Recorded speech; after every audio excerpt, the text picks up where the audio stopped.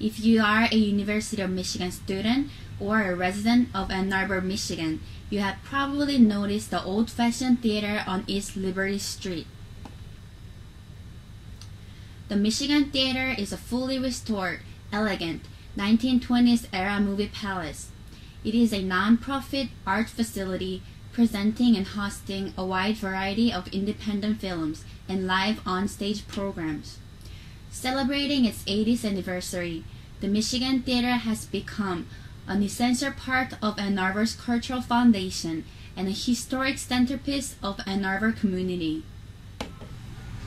However, inside the theater today, it is not as vibrant as it used to be. Is it possible that the economic crisis in the United States has swept into the Michigan Theater as well?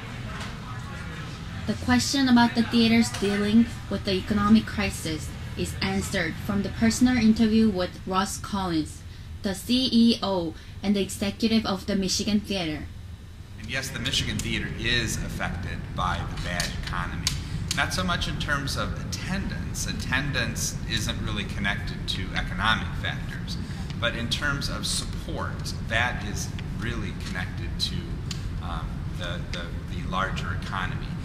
What I mean in terms of people will buy tickets to shows if the shows are appealing. And it doesn't matter whether the economy's down or the economy's up. We can have a good year when the economy's down, and we can have a good year when the economy's up, and we can have a bad year when the economy's up in terms of ticket sales, and a bad year in terms of ticket sales when the economy's down. So it's kind of disconnected. The attendance at cultural or pop culture or high culture events is a little bit disconnected from the economy. But the support factors and the more general kind of economic factors are definitely a drag.